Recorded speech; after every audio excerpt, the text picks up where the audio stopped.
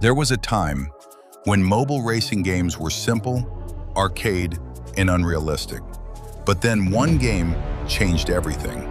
A game that brought real cars, real tracks, and real racing simulation to smartphones. That game was Real Racing.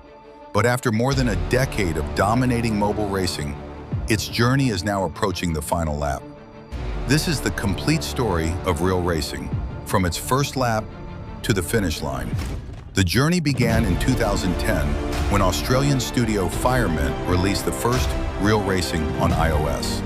At that time, mobile racing games were mostly arcade style, but this game was different.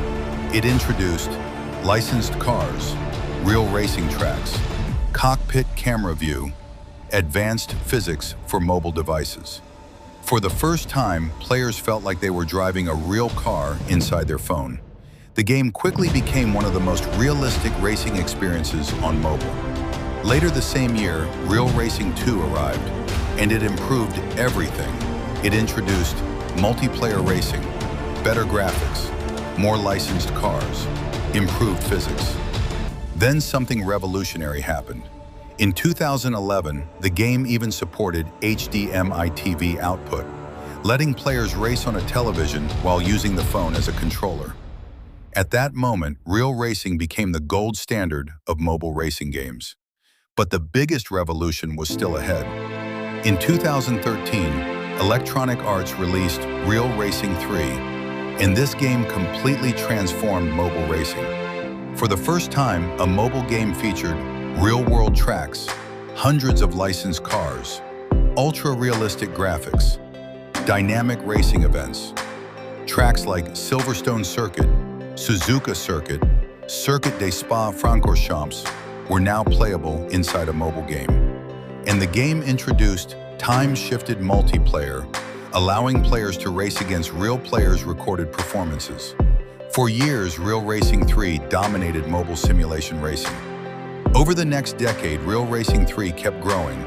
The game eventually featured 300-plus licensed cars. Manufacturers like Ferrari, Porsche, Lamborghini, Bugatti. Players could experience endurance races, formula racing, GT racing, limited-time special events. For many racing fans, Real Racing 3 was the closest thing to a racing simulator on mobile. But over time, problems started appearing. Players began criticizing heavy microtransactions, long repair timers, expensive car upgrades, grinding for in-game currency. Many fans felt that the game slowly moved away from its original spirit. Still, the community stayed loyal. For over 10 years, Real Racing 3 remained one of the most played mobile racing games ever created. After more than a decade of updates, the developers announced that major development for Real Racing would stop. For many fans, this moment felt like watching a legendary race car complete its final lap. The servers may continue for some time, but the golden era of Real Racing updates has come to an end. Even today, Real Racing remains one of the most influential mobile racing games ever made. It proved that smartphones could deliver realistic racing physics, console-quality graphics, authentic motorsport experiences. Without Real Racing, many modern mobile racing games might never have existed. Every racing game eventually reaches the finish line, but legends are remembered long after the race is over. And for millions of players around the world, Real Racing will always remain a masterpiece of mobile racing history.